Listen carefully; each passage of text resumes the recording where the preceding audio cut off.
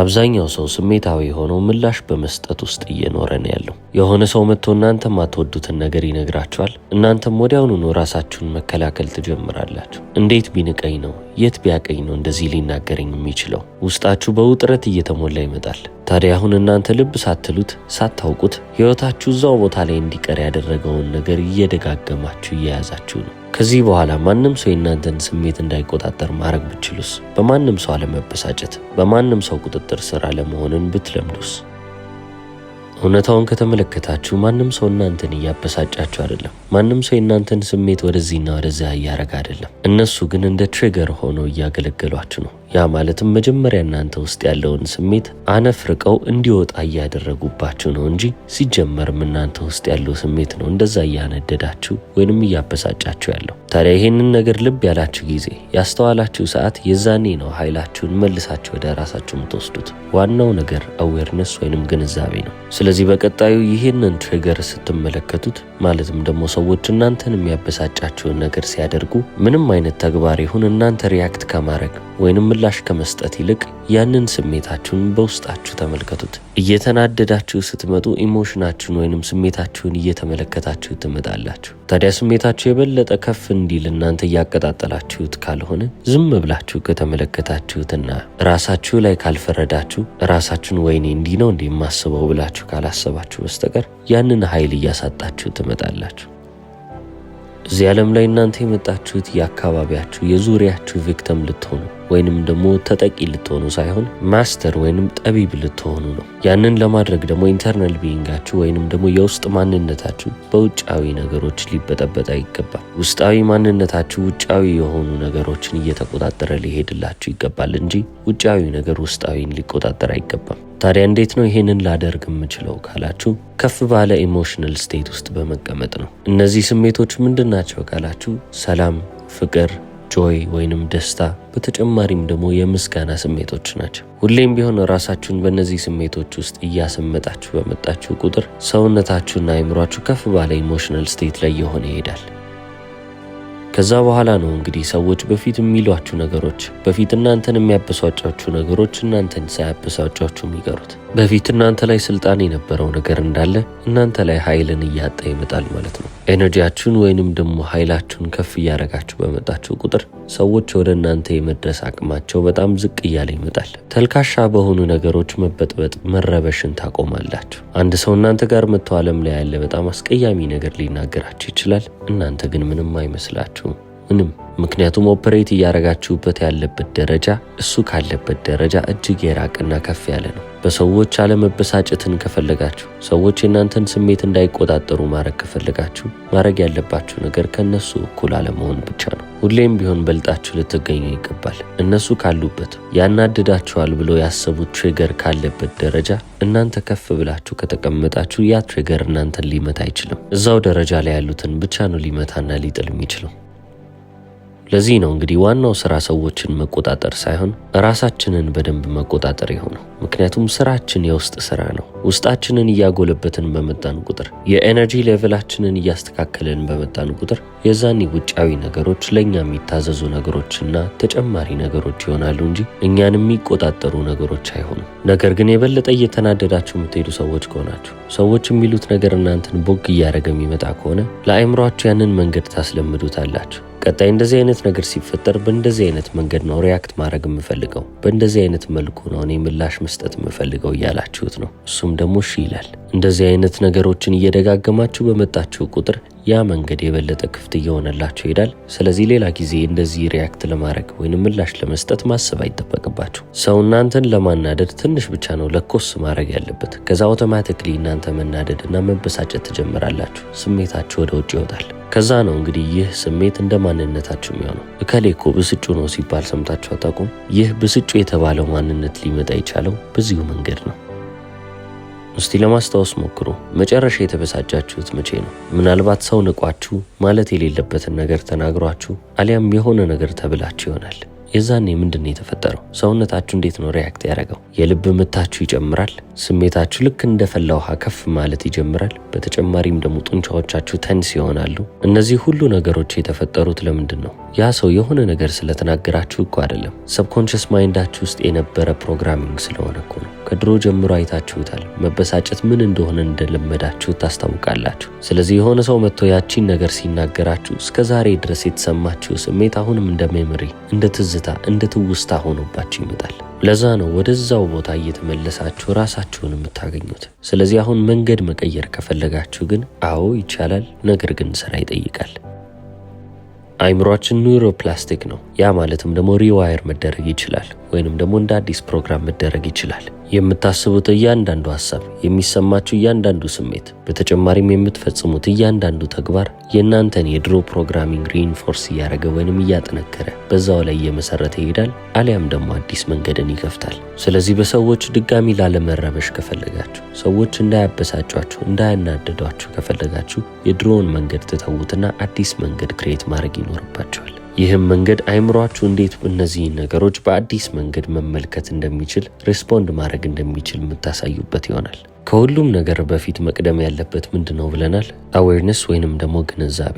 ለምንም ነገር መፍትሄ ማቅረብ ከፈለጋችሁ መጀመሪያ ያንን ነገር መገንዘብ ይጠበቅባችኋል። የሆነ ሰው እናንተን ትሪገር ሊያረጋችሁ ሲሞክር፣ ሊያበሳጫችሁ ሲሞክር ወዲያውኑ ስሜታዊ ከመሆንና እናንተ ምላሽ ከመስጠት ይልቅ ቆም ብላችሁ ተገንዘቡት። ሰውየውን ሳይሆን ውስጣችሁን፣ ኢሞሽናችሁን፣ ምን እየተፈጠረ እንደሆነ ራሳችሁን መገምገም ነው። ይህ ማለት ግን ጀጅመንታል መሆን አይደለም። ታዲያ የድሮውን መንገድ እየተመለከታችሁ ኢንጌጅ አላረግም ወይንም እዚህ መንገድ ላይ አልሳተፍም ብላችሁ እንደዛው ስትመለከቱት የድሮውን መንገድ ኃይል እያሳጣችሁት፣ አቅሙን እየቀነሳችሁበት ነው የምትመጡት። ሁለተኛው እርምጃ የሚሆነው አዲስ መንገድን መፍጠር ነው። ያ ማለትም ደግሞ በአዲስ መንገድ ነገሩን መመልከት። እስከ ዛሬ ድረስ የሄዳችሁበት መንገድ ሀቤት ሊባል ይችላል፣ ልማድ፣ የለመዳችሁት መንገድ ነው። የሚያበሳጯችሁ ነገሮች በመጡ ቁጥር ሃንድል የምታደርጉበት፣ ነገሩን የምትቆጣጠሩበት መንገዳችሁ ነው። ስለዚህ ያንን መንገዳችሁን ቀይራችሁ ወደ አዲስ ታልፋላችሁ። ስለዚህ በቀጣይ የሆነ ሰው እናንተን ሊያበሳጫችሁ ሲመጣ ከሱ ጋር ንትርኩ እስከ መግባት፣ ወደፊትና ወደ ኋላ እያሉ ከመጨቃጨቅ ወዲያው ኢንጌጅመንታችሁን ታጠፋላችሁ። ከዛ ሰው ጋር ዲል ማድረጉን ታቆሙና ሌላ ነገር ለመስራት ነው የምትሞክሩት። ሐሳባችሁ በሌላ ነገር ቢዚ ሊሆን ይገባል። ሌላ አዲስ ነገርን መልመድ አለበት። ሁሌም ቢሆን አይምሯችሁን ማስተካከል ከፈለጋችሁ ያለመደውን ነገር ነው መስጠት ያለባችሁ። ስለዚህ ሌላ ጊዜ ልብ የማትሉትን ነገር ልብ ማለት ትጀምራላችሁ። ትኩረታችሁ ሙሉ ለሙሉ እየተለወጠ መምጣት አለበት። ታዲያ መጀመሪያ አካባቢ ላይ ይሄ ለእናንተ ከባድ ሊሆንባችሁ ይችላል። ምክንያቱም እንዴት ሃንድል ማድረግ እንዳለባችሁ አታውቁም፣ ወይንም ደግሞ ሰውነታችሁ ምቾት አልባ ይሆናል። የለመዳችሁት ነገር አይደለም። አይምሯችሁ፣ ሰውነታችሁ የለመደው የድሮውን ማንነታችሁን እንደ ድሮ ሪያክት ወይንም ምላሽ መስጠታችሁን ነው። ለዚህ ነው እንግዲህ እዚህ ጋር ሬፒቴሽን የሚባል ነገር የሚመጣው። ሬፒቴሽን ማለት ድግግሞሽ ማለት ነው። በአዲሱ መንገድ በተደጋጋሚ በሄዳችሁ ቁጥር የሚያበሳጫችሁ ነገር እየበዛ በመጣ ቁጥርና እናንተም እነዚያ የሚያበሳጯችሁ ነገሮች ሲመጡ ያንን አዲስ መንገድ የወሰዳችሁበት ጊዜ እየበረከተ በመጣ ቁጥር የበለጠ በዛ መንገድ ላይ መቅረት እድላችሁ ከፍ ይላል። የድሮ መንገድ እየቀረ አዲሱ መንገድ የእናንተ ልማድ ይሆናል። እስከሆነ ነጥብ ድረስ ብትቸገሩ ነው። ከሆነ ነጥብ በኋላ ልክ የድሮ ልማዳችሁ ልማድ እንደሆነ ሁሉ የአሁኑ አዲሱም ልማዳችሁ የእናንተ ልማድ ይሆንና አውቶማቲክሊ በዚህ መንገድ ፈንክሽን ማድረግ ትጀምራላችሁ። እነዚህን የአይምሯችሁን መንገዶች ልክ ከመኖሪያ ቤት እስከ መስሪያ ቤታችሁ እንዳሉ መንገዶች አድርጋችሁ አስቡ። ሁሌም ቢሆን ወደ መስሪያ ቤት ስትሄዱ የምትሄዱበት መንገድ አንድ ከሆነ ስራ የሌላችሁ ቀን እንኳን ተሳስታችሁ በዛ መንገድ ላይ ልታልፉ ትችላላችሁ። ማለትም ደግሞ ሁሌም ቢሆን የሚቀናችሁ ከሌሎች መንገድ ይልቅ የሚታያችሁ መንገድ ያ ይሆናል። አይምሯችን ውስጥም ተመሳሳይ ነገር ነው እየተፈጠረ ያለው። ታዲያ እናንተ አዲስ መንገድን መፍጠር ስትፈልጉ ራሳችሁን ወይንም ደግሞ ስሜታችሁን እየገዛችሁ እናንተ መሄድ በምትፈልጉበት በአዲሱ መንገድ ላይ ስትሄዱ ልክ አዲስ መንገድ እንደ መስራት ነው። እንግዳ ነው የሚሆንባችሁ፣ ነገር ግን የሚያዋጣችሁን ነገር እያደረጋችሁ ነው። ስሜቶቻችሁ ሳይኮሎጂካል ብቻ አይደሉም፣ ፊዚዮሎጂካልም ናቸው። ይህ ማለት በሰውነታችሁም የሚረጭ ኬሚካል አለ። ያንን የተሰማችሁን ስሜት የሚያመላክት ወይንም ደግሞ የበለጠ እያጠናከረላችሁ የሚሄድ ኬሚካል እየተረጨ ነው የሚሄደው። ስለዚህ ሁሌም ቢሆን ብስጩ ከሆናችሁ ወይንም ደግሞ እየተበሳጫችሁ ከሄዳችሁ ሰውነታችሁ የሚለቅላችሁ ኬሚካል ወይንም ሰውነታችሁ ውስጥ የሚረጨው ኬሚካል ብስጩነትን የሚያመላክት ወይንም የሚያጠናክር ኬሚካል ይሆናል። ማለትም ደግሞ ሰውነታችሁ ለዛ ኬሚካል አዲክትድ ይሆናል፣ ሱሰኛ ትሆናላችሁ ማለት ነው።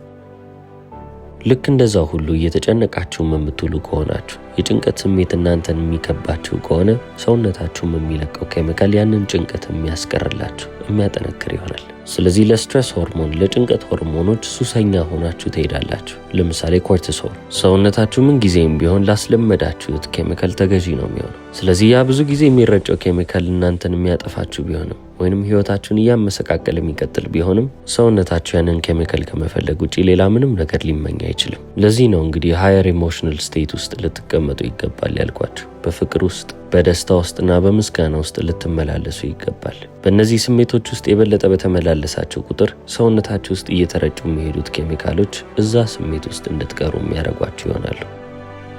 ሰውነታችሁ ልክ የድሮ ስሜቶች እንደሚገዙት ሁሉ በድሮ ኬሚካሎች አዲክትድ እንደሆኑት ወይንም ሱሰኛ እንደሆኑት ሁሉ በእነዚህም ኬሚካሎች አዲክትድ ይሆናሉ። ሰውነታችሁ በፊት ሰውነት እንደሆነ እንዲያስታውስ ወይንም ደግሞ ኖርማል የሚባል ስቴት ላይ እንዲሆን የነዛ ስሜቶች ያስፈልጉት ነበር። እነዛ የሚረጩ ኬሚካሎች ያስፈልጉት ነበር። አሁን ግን ኢሞሽናችሁን ስለቀየራችሁና የምትቀመጡበትንም የምትውሉበትንም ቦታ ስላስተካከላችሁ፣ ይህ ማለት ፊዚካሊ ሳይሆን ኢሞሽናሊ እናንተ ያላችሁበትን ቦታ ስለቀየራችሁ ሰውነታችሁ ውስጥ የሚረጩት ኬሚካሎች ይለወጣሉ። ሰውነታችሁም ከዚህ በኋላ የሚፈልጋቸው ስሜቶች እነዛ ስሜቶች ይሆናሉ። በዚህ ሰዓት ነው እንግዲህ በፊት እናንተን የሚበጠብጧችሁ ስሜቶች እናንተ ላይ ኃይልና ስልጣንን እያጡ የሚመጡት። ታዲያ ይሄንን ሽፍት ይሄንን ለውጥ እንዴት ነው ፐርማነንት ማረገው? እንዴት ነው ዘላቂ ማረገው ብላችሁ ካሰባችሁ ፕራክቲስ ብቻ ነው ትክክለኛው መልስ። ራሳችሁን ልታለማመዱ ይገባል። ይህንን መንገድ የበለጠ ኤክስፒሪየንስ እያረጋችሁ በመጣችሁ ቁጥር የበለጠ እዚህ መንገድ ላይ እየቀራችሁ ትመጣላችሁ። ልክ ያ መጥፎውን መንገድ እንደለመዳችሁት ሁሉ ይህንን ጥሩ መንገድ መልመድ ይጠበቅባችኋል። የተረጋጋችሁ ሰዎች መሆን ከፈለጋችሁ እርጋታን እየተለማመዳችሁ ታልፋላችሁ። የኃይልን ኢሞሽን ፊል ማድረግ ከፈለጋችሁ ኃይልን የበለጠ ፊል እያረጋችሁ መሄድ ይጠበቅባችኋል። በጣም የሚያስቀው ነገር አይምሯችሁ ትክክለኛ የተፈጠረ ነገርንና አይምሯችሁ ውስጥ ፋብሪኬት የተደረገ ነገር ሊለይ አይችልም። ማለትም ደግሞ ቁጭ ብላችሁ እናንተ የምርም ያ ነገር እንደሆነላችሁ አርጋችሁ ስታመሰግኑ፣ በፍቅር ውስጥ ስትቀመጡ ወይንም ደግሞ ደስተኛ እንደሆናችሁ አርጋችሁ ስታስቡ የምርም አይምሯችሁ ያ ነገር የተፈጠረላችሁ ነው የሚመስለው። እነዛን አዳዲስ ኢሞሽኖች፣ አዳዲስ ስሜቶች የእናንተ ኖርማል ስሜቶች ይሆናሉ፣ የተለመዱ የምትሏቸው። ለዚህ ነው ሜዲቴሽን በጣም አስፈላጊ የሚባለው። ሜዲቴት ስታደርጉ የአይምሯችሁን ብሬን ዌቭ ስሎ እያረጋችሁ ወይንም እያቀዘቀዛችሁ ነው የምትመጡት። አይናችሁን ስትጨፍኑ፣ ትኩረታችሁን ሙሉ ለሙሉ ትንፋሻችሁ ላይ ስታደርጉና ከነበራችሁበት ስሜት ወጥታችሁ አዲስ ስሜትን ኤክስፒሪየንስ ስታደርጉ አይምሯችሁን በአዲሱ መንገድ ላይ በአዲሱ ህይወቴ ላይ መኖርን ጀምር እያላችሁት ነው። ይህንን በተደጋጋሚ ባደረጋችሁት ቁጥር የተሻለ እየሆናችሁ ትመጣላችሁ። ለእናንተም የበለጠ ናቹራል ይሆናል። የእናንተም ውጫዊ ዓለም ወይንም እዚህች ምድር ላይ የሚፈጠሩትም ነገሮች ውስጣችሁ ከሚፈጠሩት ነገሮች ጋር ላይን እያደረጉ እየተመሳሰሉላችሁ ይሄዳሉ። ማለትም ደግሞ ውስጣችሁ እንደተለወጠው ሁሉ ውጫችሁም እየተለወጠ ይመጣል። በፊት የምታመሰግኑላቸው ነገሮች እንዳለ በዚህች ምድር ላይ ይመጣሉ። የምርም ለነዛ ነገሮች በድጋሚ ማመስገን ትጀምራላችሁ። በፊት የሚያበሳጯችሁ እነዛ ሰዎች አሁን እናንተ ላይ ስልጣን እያጡ ይመጣሉ። በፊት የሚያበሳጯችሁ ቃላቶች ሁላ እናንተ ላይ ምንም አይነት ኃይል አይኖራቸው። በፊት አስጨናቂ የሚባል ቦታ ላይ ስትሆኑ በጣም የምትጨነቁ፣ በጣም ውጥረት ውስጥ የምትገቡ አይነት ሰዎች ብትሆኑ፣ በአሁኑ ግን ምንም አይነት ውጥረት የሚሰማችሁ የምትጨነቁ አትሆኑ። ይሄ ሁሉ ነገር የተፈጠረው ግን እነዛ ሁኔታዎች፣ እነዛ ሰዎች ወይንም ደግሞ እነዛ ቃላቶች ስለተለወጡ ሳይሆን እናንተ ስለተለወጣችሁ ነው። አይምሯችሁ ለሪያክሽን ሳይሆን እየተዘጋጀ ያለው ለማስተሪ ይሆናል። ስለዚህ ሁሉንም ነገር መቆጣጠር፣ ሁሉንም ነገር መመልከት ነው የሚጀምረው። የሚሰማችሁ እያንዳንዱ ስሜት እናንተ ውስጥ ተቀብሮ የተቀመጠን ፓተርን ያመለክታል። ያ ማለትም እስከ ዛሬ ድረስ የመጣችሁበትን መንገድ የሚያመላክት ይሆናል። ብዙ ጊዜ ሰዎች ሲበሳጩ እንትና ስላበሳጨኝ ነው፣ እከሌ እንደዚህ ስላለኝ ነው ይበሉ እንጂ የምርም ትክክለኛ ምክንያቱን ከተመለከታችሁ እስከ ዛሬ ድረስ የመጡበት መንገድ ነው። ያ ተመሳሳይነት፣ ያ የተለመደው መንገድ የአይምሯችን የመጀመሪያ ሬስፖንስ ይሆናል። ምክንያቱም አውቶማቲክ ነው። ምንም አይነት ሀሳብ ሳናስብ፣ ምንም አይነት ግንዛቤ ሳንጨምርበት የምንሄድበት መንገዳችን ይሆናል። ለዚህ ነው ሰው ባበሳጫችሁ ቁጥር እናንተ የምርም እየተበሳጫችሁ ስትሄዱላቸው ያንን መንገድ እያጠነከራችሁ ትመጣላችሁ። ማለትም ደግሞ አለመበሳጨት እንኳን ብትፈልጉ አለመበሳጨት አትችሉም። የስሜታችሁ ተገዢ ትሆናላችሁ። ምክንያቱም ስሜታችሁን እያሳያችሁ ስትሄዱ ያ ስሜታችሁ ሰውነታችሁ ውስጥ የሚለቅባችሁ ኬሚካል ይኖራል። ሰውነታችሁም ያንን ኬሚካል እየለመደው ከመጣ ደግሞ በቃ ልክ እንደ ማንኛውም ሱስ ነው። ስለዚህ የሚያበሳጫችሁ ነገር ሲፈጠር እንኳን ሪያክት ከማድረግ ወይንም ደግሞ ሪስፖንድ ከማድረግ ይልቅ